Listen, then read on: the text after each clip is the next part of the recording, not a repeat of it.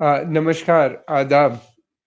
आज के इस प्रोग्राम में हम बात करेंगे प्रधानमंत्री नरेंद्र मोदी जी की अमेरिका का जो दौरा था। ये एक बहुत इम्पोर्टेंट दौरा है कई हिसाब से। एक तो अमेरिकन इंडिया जो है इकोनॉमिक कोऑपरेशन यानी ट्रेड के क्षेत्र में, फिर दूसरी तरफ मिलिट्री कोऑपरेशन और बढ़ेगा आने वाले समय में। फिर न्यूक्लियर टेक्नोलॉजी, वो जो अमेरिका ने नए स्मॉल मॉड्यूलर न्यूक्लियर रिएक्टर्स बनाए हैं, उसके ख़रीद के लिए। फिर उसके अलावा ये भी है कि इमिग्रेशन का एक मसला था, बहुत दिनों से चल रहा था। इलीगल इमिग्रेंट्स बहुत बड़ी संख्या में भारतीय मूल के वहाँ पे हैं, उनको वापस लाने की बात भी की। प्रधानमंत्री ने चिंता भी जनक की कि जिस कंडीशंस में लाए गए हैं मिलिट्री एयरक्राफ्ट वगैरह से, उसको भी मसले को उठाया। ये तो कुछ बहुत इम्पोर्टेंट मसले थे। उसके अलावा इंटरनेशनल इश्यूज पे भी काफ़ी बातचीत हुई, जैसे कि यूक्रेन वार हो, मिडल ईस्ट हो, यानी पश्चिम एशिया। फिर उसके अलावा जो था कनेक्टिविटी प्रोजेक्ट जो है भारत का, इंडिया, यूएई, सऊदी अरेबिया, और फिर उसके अलावा जॉर्डन और इजराइल को जाने वाला प्रोजेक्ट, जिसमें अमेरिकन काफ़ी इंटरेस्टेड हैं। युद्ध की वजह से जो चल रहा था गाजा की, वो ठंडे बस्ते में पड़ा हुआ था दोबारा से, अब उसमें जान आने की बात है। फिर चाबहार के ऊपर अमेरिका ने कहा था कि वो सैंक्शन लगा सकता है। मेरा ख्याल है उस पे भी बातचीत होगी, लेकिन उसकी रिपोर्ट कहीं देखने में नहीं मिल रही। अ, इसके अलावा जो वहाँ के टॉप लीडर्स थे, आप सब जानते हैं, इसलिए कि 2 दिन से ये सब न्यूज़ में आ रहा है। उनसे मिले, चाहे तुलसी गबार्ड हो या एलन मस्क हो, फिर उसके बाद माइकल वर्ट्स हो, नेशनल सिक्योरिटी एडवाइज़र। तो ये लोग बहुत इम्पोर्टेंट बिज़नेस कम्युनिटी के लीडर से मिले। इंडियन जो एक्सपैट्रिएट्स वहाँ पे जो हैं, या इंडियन नेशनल के इंडियन अमेरिकन्स जो हैं, उनसे काफ़ी मीटिंग्स हुई उनकी टॉप लीडर से। और सबसे एक इम्पॉर्टेंट मुद्दा ये था कि किस तरीके से दोनों देशों के बीच में जो ट्रेड डेफिसिट है उसको कम किया जाए, और अमेरिका से इन्वेस्टमेंट कैसे ज़्यादा है, यानी किस तरीके से ज़्यादा से ज़्यादा इन्वेस्टमेंट आए। 2 चीज़ें हैं, काफ़ी सिमिलैरिटीज़ हैं। अमेरिका का प्लान ये है मागा, यानी make America great again. India का है make India great again. Prime minister Modi जिस बात को उन्हीं ने कहा वहाँ पे कल प्राइम मिनिस्टर की मीटिंग के बाद, उनसे भी उन्हीं ने कहा, यानी दोनों देश चाहते हैं कि उनके यहाँ इन्वेस्टमेंट आए। तो ये एक इसके ऊपर बात करना बहुत ज़रूरी है। फिर दूसरी बात ये कि अमेरिका एक बहुत बड़ा सोर्स है सोफिस्टिकेटेड टेक्नोलॉजी की, जो जिसका कि दोनों जगह इस्तेमाल होता है, सिविलियन में भी, आर्मी में भी। लेकिन अमेरिका से ये टेक्नोलॉजी लेना बहुत मुश्किल काम होता है, इतने एग्रीमेंट करने पड़ते हैं, इतनी चीज़ें डील करनी पड़ती हैं, प्राइसिंग, इससे बहुत समय लगता है। बहरहाल क्योंकि सोर्स है, फिर एआई यानी आर्टिफिशियल इंटेलिजेंस बहुत इम्पोर्टेंट हो गई है, उसके लिए वहाँ पे काफ़ी काम हुआ है अमेरिका में।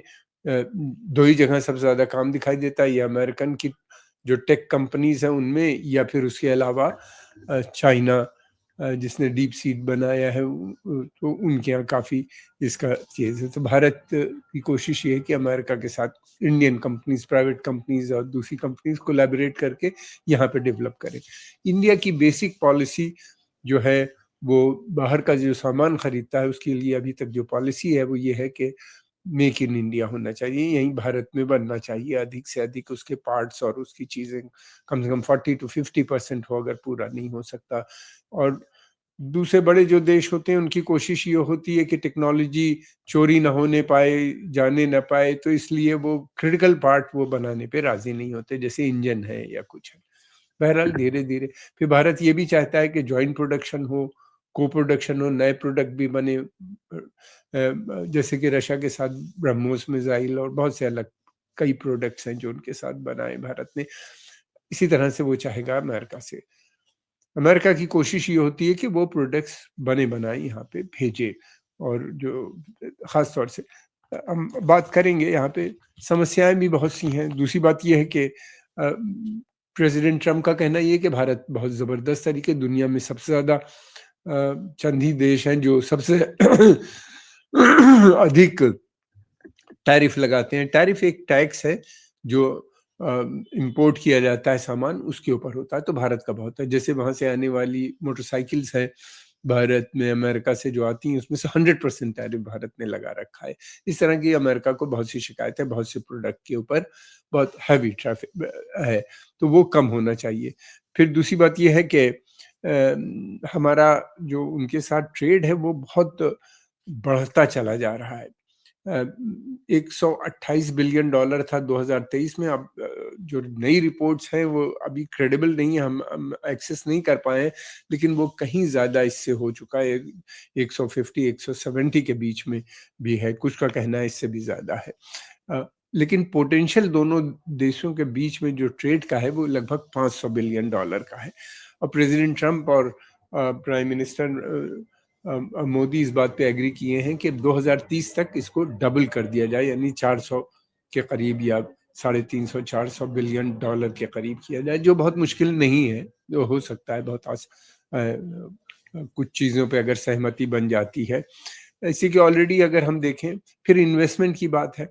अमेरिका ने भारत के अंदर तकरीबन 737 बिलियन डॉलर का इन्वेस्टमेंट किया है, और भारत का बहुत कम इन्वेस्टमेंट है वहाँ के ऊपर, हार्डली ज़्यादा है, मुझे नहीं लगता कि बहुत ज़्यादा है, कुछ मिलियंस में है, 1 बिलियन से भी कम है।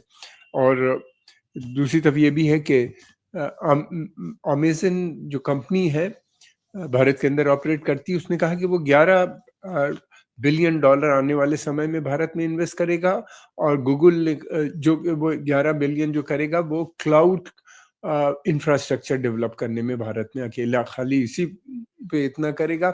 और दूसरी चीज़ ये है कि अब गूगल ने भी कहा है कि वो 10 बिलियन से ज़्यादा भारत के अंदर आने वाले समय में इन्वेस्ट करेगा। और 5 लार्जेस्ट बड़ी-बड़ी कंपनीज़ जो हैं वो भी अपनी रुचि दिखा रही हैं भारत के अंदर इन्वेस्टमेंट करने के लिए। अब दूसरी तरफ ये भी है कि अमेरिका का जो ज़ोर है वो ये है कि भाई आप हमारे यहाँ से तेल और गैस खरीदिए। अब भारत अगर तेल और गैस वहाँ से खरीदता है तो उसको महँगा पड़ता है। 2 वजह है, एक तो ट्रांसपोर्टेशन चार्ज बहुत ज़्यादा हो जाता है वहाँ से यहाँ तक आने में, और दूसरी ये कि डॉलर की कीमत इंडियन रुपए के हिसाब से बहुत हो गई है, तो महँगा पड़ता है। लेकिन ये है कि कमिटमेंट है, हम पहले भी ले रहे थे और लेंगे, किस तरीके से करेंगे एडजस्ट, ये आने वाला पूरी डिटेल होगा। फिर दूसरी तरफ ये भी है, वो ये भी चाहते हैं कि एग्रीकल्चर प्रोडक्ट भी भारत उनसे खरीदे। उसमें इतनी समस्या नहीं है, जो चीज़ें हम बाहर से इंपोर्ट करते हैं उनके यहाँ भी सस्ती हैं और अच्छी भी हैं। और उसके अलावा ये भी है कि एक और मसला है दोनों के बीच में जो काफ़ी संगीन है, लेकिन प्रधानमंत्री उस पे एग्री कर गए हैं। वो ये है कि इल्लीगल इमिग्रेंट्स जो होते हैं वो अंतर्राष्ट्रीय नियमों के हिसाब से वो इल्लीगल है। आप बगैर परमिशन के, बगैर अथॉरिटी के, बगैर वीज़ा पासपोर्ट के, किसी बगैर वीज़े के पासपोर्ट के आप वैलिड उससे आप किसी दूसरे मुल्क पे नहीं रह सकते। तो उनको निकालना अंतर्राष्ट्रीय नियम के साथ। तो भारतीय मूल के लोग वहाँ बहुत बड़ी संख्या में इलीगल इमिग्रेंट है। ये जो है वहाँ पे काफ़ी समय से काम कर रहे थे, कुछ H1B वीज़े पे गए थे जो कैंसल कर दिया था प्रेसिडेंट ट्रम्प ने, और वो वहीं पे रुक गए हैं। कुछ अवैध तरीके से गए हैं, जिनको के ये ट्रैवल एजेंट्स जो होते हैं झूठ बोल के पहुंचा दिया है वहाँ के ऊपर, तो उनके निकलने का। और कुछ तो 104 के करीब लगभग वापस भी आए हैं। लेकिन प्रधानमंत्री मोदी जी ने आपत्ति जाहिर की है कि वो जो है जिस तरीके से लाए गए मिलिट्री एयरक्राफ्ट में और फिर उसके हाथ पैर बंधे हुए थे, ये नागवार गुजरा उनको भी और भारतीय लोगों को भी। तो ये सेंटिमेंट उन्हीं ने वहाँ पे किया। अब ये भी है कि ट्रम्प साहब चाहते हैं कि ज़्यादा से ज़्यादा एग्रीकल्चर प्रोडक्ट्स जाएँ, ज़्यादा से ज़्यादा वो मिलिट्री हार्डवेयर की भी बात हुई है, बहुत सी चीज़ें 5th generation, 6th generation fighter jets और उसके अलावा हेलीकॉप्टर्स और बहुत सी चीज़ें, मैं समझता हूँ कम से कम 15-20 बिलियन डॉलर का प्रोडक्ट्स हैं जो भारत खरीदने की इच्छा वहाँ पे की है उनके साथ। ये एक इसमें बहुत प्रोसेस लगता है, इसमें बहुत टाइम लगता है। इसलिए कि फिर उसके बाद इन देखिए, जो समिट लेवल की मीटिंग होती है उसमें मोटे-मोटे फैसले लिए जाते हैं कि ठीक है, हम आपको मिलिट्री सप्लाई देंगे, आप इमिग्रेशन को वापस लेंगे, आप हमारे यहाँ से एग्रीकल्चर प्रोडक्ट्स लेंगे और भारत भी अपनी फार्मास्यूटिकल और बहुत से प्रोडक्ट्स जो हैं वो वहाँ पे जो बेचता है, या उसके अलावा जो इंडियंस वहाँ काम करने H1 वीज़े के पे जाते हैं उसकी बात। तो इस तरह से दोनों एक-दूसरे की बात करते हैं। फिर उसके बाद ये टेक्निकल कमिटीज़ वगैरह में मसले जाते हैं जहाँ बहुत समय लगता है। मिलिट्री इक्विपमेंट लेने के लिए तो बहुत टाइम लगता है, इसलिए कि हर बन रेडीमेड ये तो होती नहीं कि मिल जाए। हमारी हिसाब के हिसाब से, हमारे वेदर के हिसाब से, हम किस क्षेत्र में यूज़ कर रहे हैं, डेज़र्ट में यूज़ कर रहे हैं या हम पहाड़ों पे यूज़ कर रहे हैं, तो उसके हिसाब से ये हेलीकॉप्टर होते हैं या गनशिप्स होती, जो भी सामान होता है वो उसके हिसाब से फिर बनाए जाते हैं। हम उनकी रिक्वायरमेंट देते हैं उनके हिसाब से। फिर कॉस्टिंग होती है उसकी, और जिसमें काफ़ी समय लगता है बातचीत करने में। तो ये मसले रहेंगे। और इसी तरीके से और दूसरे जो क्षेत्र हैं उनके अंदर भी होगा। अब देखना ये है कि फिलहाल तो प्रेसिडेंट ट्रंप ने बहुत तारीफ की है प्राइम मिनिस्टर मोदी की लीडरशिप की, और फिर उसके अलावा प्राइम मिनिस्टर ने भी मोदी जी ने भी उनकी तारीफ की है। दोनों ने एक दूसरे के लीडरशिप की तारीफ की है। भारत काफ़ी इम्पोर्टेंट हो जाता है अमेरिकन पॉलिसी के अंदर। उसके कई कारण हैं, उनको हम कभी अलग से भी विस्तार से बात करेंगे। एक तो भारत के अंदर की जो चाइना भारत अमेरिका के जो चाइना की विस्तारवादी नीति जो है साउथ चाइना सी में और दूसरी जगहों पे, उसको रोकने के लिए दोनों मुल्क वचनबद्ध हैं। यानी इंडो पैसिफिक में भारत का अमेरिका भी देखता है कि बड़ा रोल है। लेकिन भारत अपनी मिलिट्री माइट नहीं यूज़ करना चाहता चाइना के खिलाफ या किसी भी दूसरे मुल्कों में। भारत की पॉलिसी युद्ध की नहीं रही है, और मोदी जी ने भी इस बात को कई बार साफ कहा है कि युद्ध नहीं है, सेना भारत जो है वो इंडो पैसिफिक में जो अलायंस हुआ है क्वाड, जिसके अंदर ऑस्ट्रेलिया, अमेरिका, जापान, इंडिया, ये जो कंट्रीज हैं इनका में भारत ये मेंबर हैं। भारत का देखना ये है कि ये एक इकोनॉमिक अलायंस है जिसके अंदर वो डेवलपमेंटल प्लान के रूप में देखता है कि यहाँ से डेवलपमेंट क्षेत्र के होने चाहिए। और ब्रिक्स को भी वो इसी तरह देखता है कि एक मिलिट्री एक एक इकोनॉमिक प्लेटफॉर्म के रूप में वो देखता है, भारत देखता है। तो इस वजह से अमेरिका और ब्रिटेन और ऑस्ट्रेलिया का मानना ये है कि भारत को जो उनका मिलिट्री अलायंस है और कुछ उसको ज्वाइन करना चाहिए, जिसमें भारत अभी तक सहमत नहीं है, और मैं नहीं समझता कि आने वाले समय में भी भारत उस पर करेगा। दूसरी चीज़ ये है कि अमेरिका और अमेरिकन कंपनीज जो हैं वो भारत में निवेश भी करना चाहती हैं। उसका एक बड़ा कारण ये है कि भारत का लेबर सस्ता है। भारत में जो वो है जो यहाँ का लेबर है वो इंजीनियर है, डॉक्टर है, बहुत टेक्निकली सेवी है, आईटी सेक्टर में भी और दूसरे सेक्टर्स में भी। फिर उसके अलावा अंग्रेजी बोलता है एंड कंप्यूटर चलाना जानता है, कंप्यूटर सेवी है। इस तरह से बहुत इम्पोर्टेंट हो जाता है।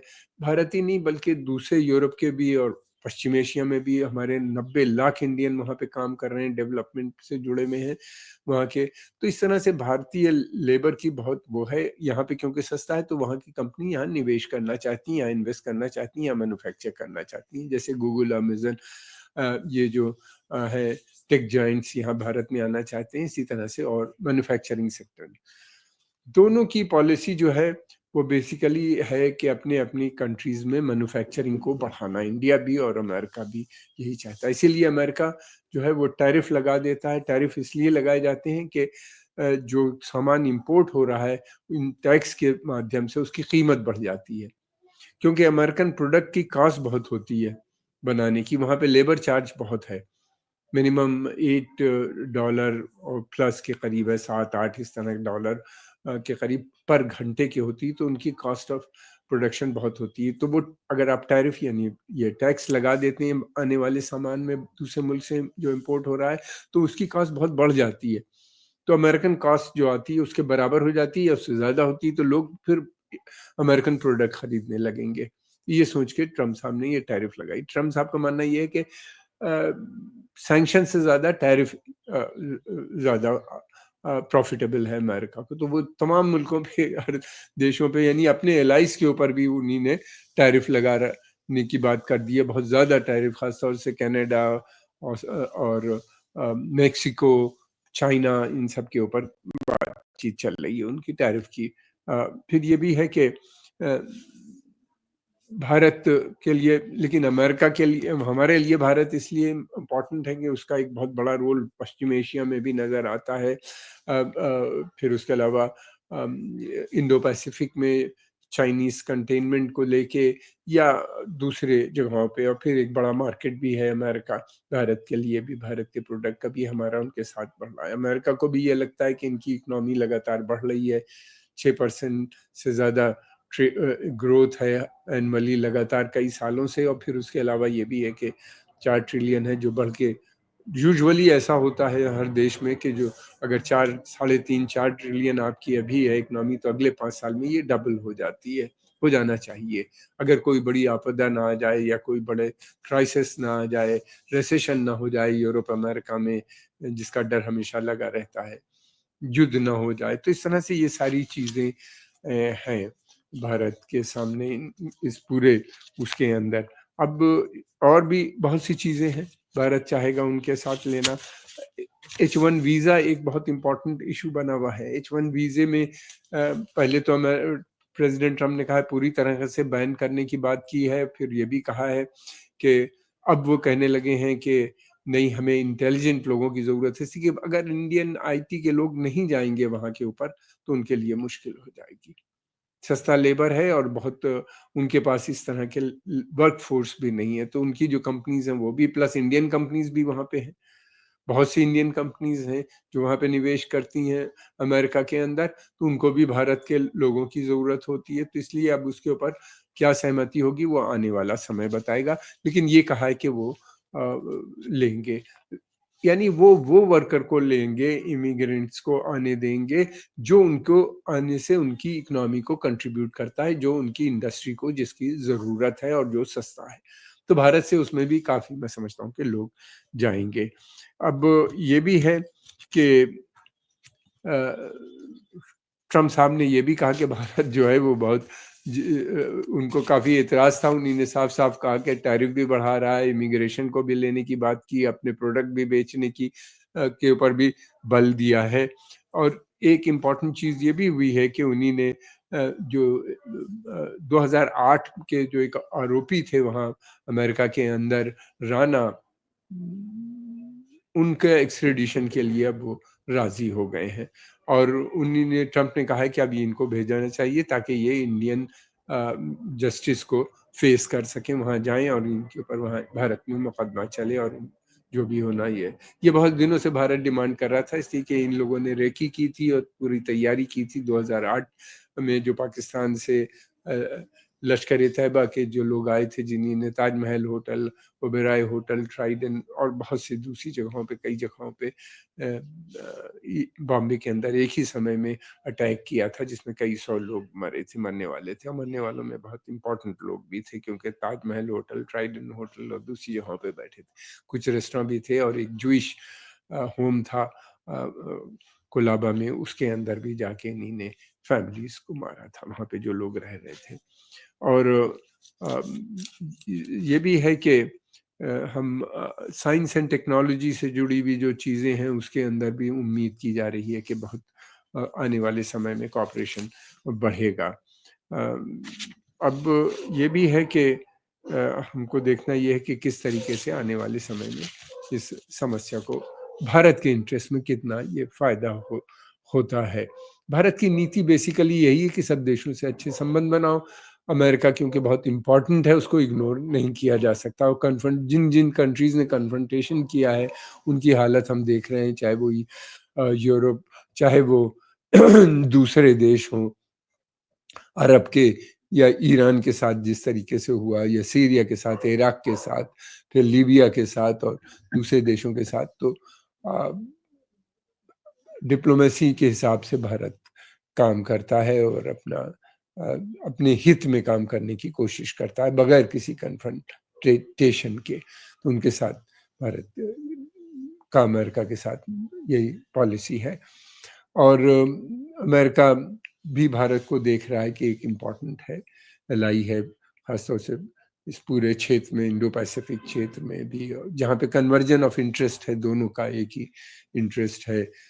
दोनों चाहते हैं कि चाइना का कंटेनमेंट हो, उनकी विस्तारवादी नीतियों से जो वहाँ के देश हैं उनको सपोर्ट करना। और ये सभी देश, चाहे वियतनाम हो या फिलीपीन हो और मलेशिया, इंडोनेशिया और दूसरे तमाम देश जो हैं ये सभी भारत से इनके बड़े अच्छे संबंध भी हैं। लगभग 7-8 देश हैं और कुछ दूर हैं थोड़े से, जो सब इफेक्टेड हैं।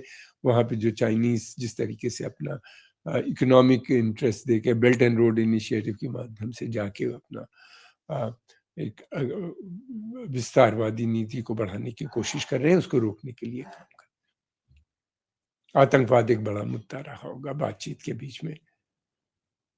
हम आपके आभारी हैं, आपने समय निकाल के देखा। अगर आपको पसंद आए तो इसको लाइक कीजिए, सब्सक्राइब कीजिए और आगे प्रमोट भी कीजिए।